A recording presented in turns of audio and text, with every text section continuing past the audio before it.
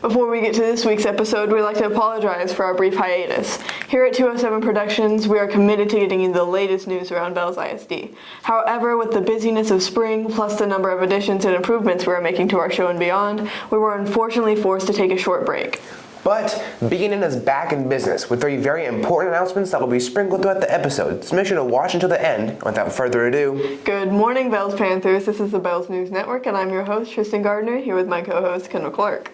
Here at BNN, we like to keep you guys up to date with everything going on with the Panthers. As always, let's start off our episode with the school motto: learn, work, serve respect every day. It's Panther Way. This week's Panther Spotlight is Miss Soul, and we're focusing on work.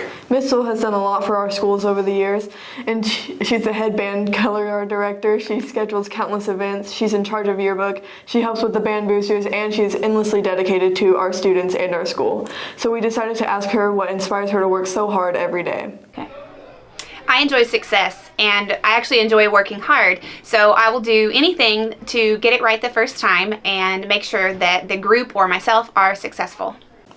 Thank you, Miss Soul. What a great message for our students to hear about working hard and striving for success. And a quick announcement from the BNN family: we'll have a BNN merch drop very soon, so be sure to get your hands on these designs. Now, sportscaster Johnny Cox with what you missed last week in Panther Sports. A huge congratulations is in order, as over spring break, senior Peyton Cole brought home the bronze medal at the state powerlifting meet. In baseball, our boys swept Leonard, improving to 3-3 in district play. And our softball team traveled to Leonard too, picking up the win 15-7 before entering their bye on Friday. They are currently 6-2 in district, sitting in first place. That's all for sports this week. Hey guys, Ben here. Welcome back to Ben Around the Block. Israeli embassies across the world have gone on strike this Monday under the biggest labor union in Israel's instructions. This union has been caused by Prime Minister Benjamin Netanyahu's controversial decision over his judicial overhaul plan. In other news, Italy has been in a political war zone since the election of the neo-fascist party to the prime minister title earlier this year. Giorgia Meloni, who's the leader of the Brothers of Italy political party, has been called an alt-right fascist by a majority of the Italian population. In a recent public appearance, the song Bella Ciao, an Italian song of protest, was chanted by onlookers. The public view of the new prime minister might foretell possible issues in the country in the future. Thank you for watching. I'm Ben, and you've been around the block, and now it's Kendall and Tristan with the weekly update in Bells. Now, before we get to this week, we have a few things to cover from the last couple of weeks. First of all, on Wednesday the 22nd, UIL academics traveled to Bonham for their district competition, with the county team getting the gold and advancing to regionals with Ansley Campbell, Lee West, Lucas Hamner, Aiden Neal, Don Washburn, Melissa Monroe, Connor Shipes, John Tyndall, Jackson Flores, Shelby Munch, Rachel McCarthy, Ty Stern, Biley Rudy, Braden Taylor, Miranda Whiting, and our very own Jonathan Cox, also individually advancing in their respective events.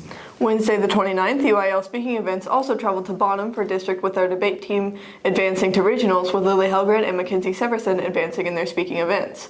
This year, Bells ISD placed its first in academics overall, and that wouldn't be possible without the students here at Bells ISD. The same week on Friday the 31st, Dawson Hensley and Tessa Jenkins signed for their scholarships to Southeastern Oklahoma State University. We wish them well as they move forward to the next stage of education.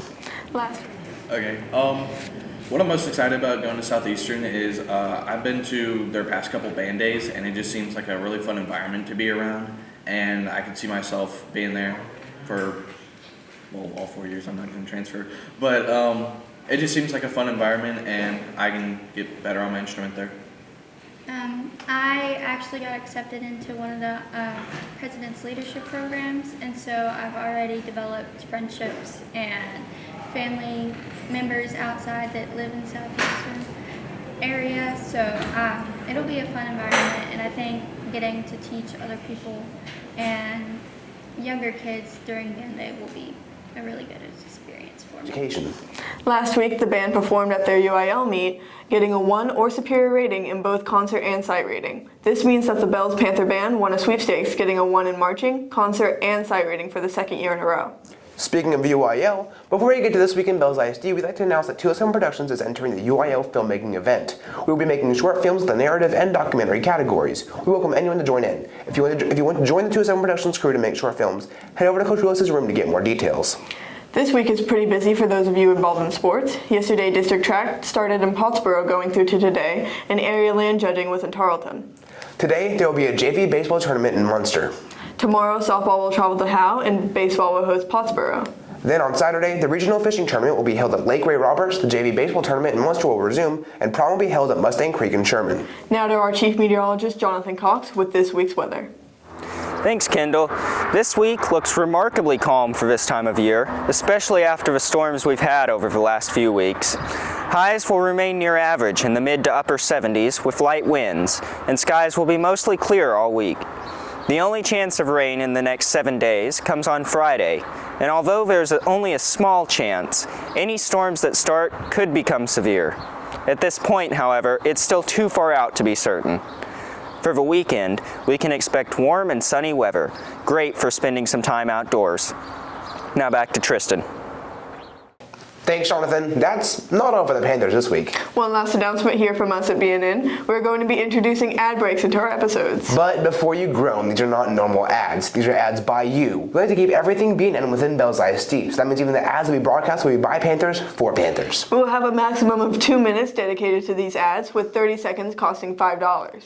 To get an ad made, stop by Coach Willis's room to see what we can do.